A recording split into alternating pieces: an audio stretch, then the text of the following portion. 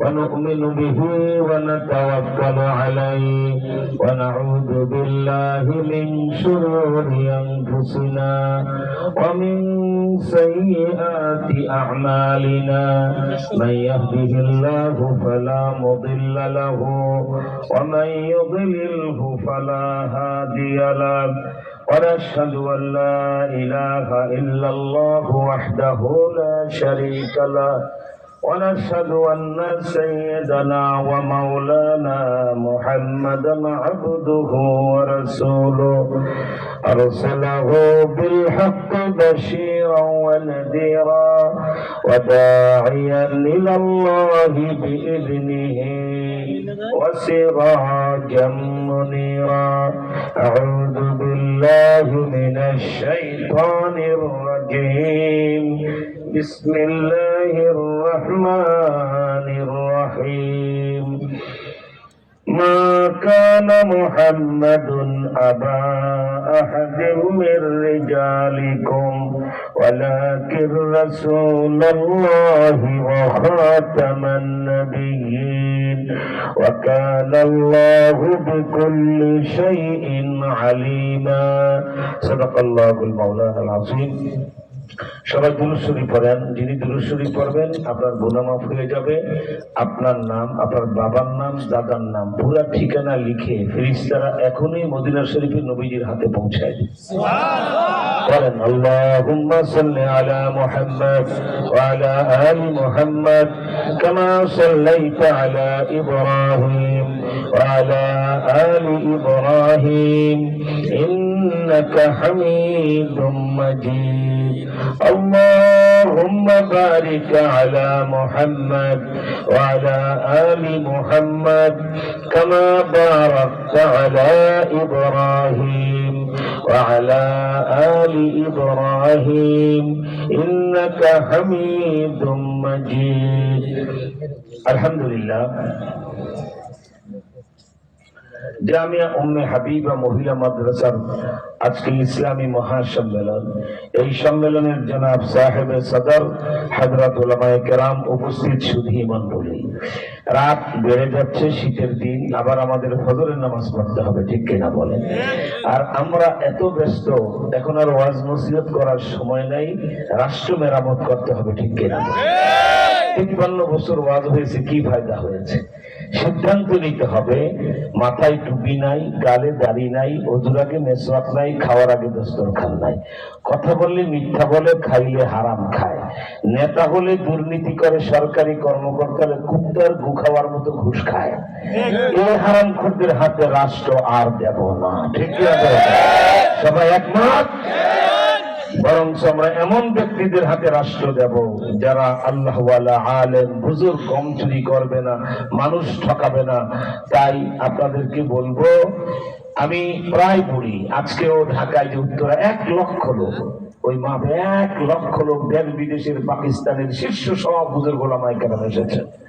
হেফাজত ইসলামের সব নায়েবে আমিরা, মহাসচিব সাজিদুর রহমান সাহেব সহ ১ লক্ষ লোক, হাতে গোনা, মানুষে মানুষে সয়লান। সেখানে একটা কথা বলে এসেছি বাবা, সেটা হলো আমাদের যেমন অনেক অর্জন আছে বাংলাদেশের, আবার বড় একটা কলঙ্ক আমাদের কপালে লেখা আছে বাংলাদেশি হিসাবে। অর্জন তো অনেক, ৪৭ ইংরেজ দাঁড়াইলাম, ৫২তে ক খ গ মুক্ত করে ভাষা আন্দোলন সফল হলাম, ৭১ মুক্তিযুদ্ধ করে আমরা একটা দেশকে আলাদা করে স্বাধীন করলাম।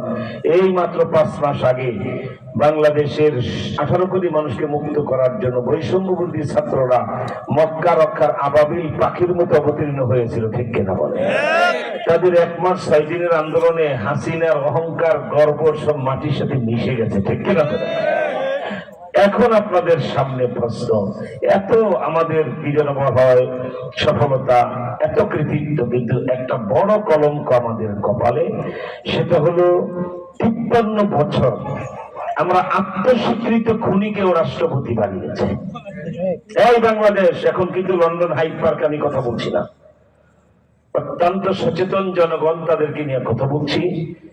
পার্লামেন্টে দাঁড়ায়া ডাকাত সর্দারের মতো রাষ্ট্রপ্রধান বলে কোথায়, আর সিরাজ শিকদার মানুষকে ক্রস ফায়ারে বিরোধী দলের নেতা জাসদের নেতাকে হত্যা করে যেই নেতা এই অহংকার করে বলেছে না সিরাজ শিকদার কোথায়, সে আত্মস্বীকৃত খুনি, ঠিক কিনা বল?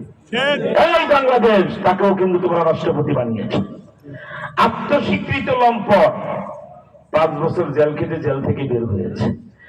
স্ত্রী রওশনের সাথে হালাল স্ত্রী ঘরে আছে, তারপর স্টেজে বসে বারবার একটা মেয়ের দিকে তাকায়, নাম তার জিনা তারা। সাংবাদিকরা বলে, স্যার এখনো কি ভুলেন নাই? কি যে বলো, 14 বছরের সম্পর্ক কি ভোলা যায়? হালাল স্ত্রী ঘরে থাকতে কোন পরনারীর প্রতি এমন আসক্ত হয়ে যদি কেউ বলে 14 বছরের সম্পর্কে কি বলা যায়? স্ত্রী ছাড়া পৃথিবীর যে কোনো নারীর সাথে সম্পর্ক মানেই তো লম্পট, ঠিক না? এটা তো বুঝেন, কি বলেন, বুঝেন না? আমার ভাইরা, এই আত্মস্বীকৃত লম্পট, তাকেও তো 9 বছর ক্ষমতায় রাখলা।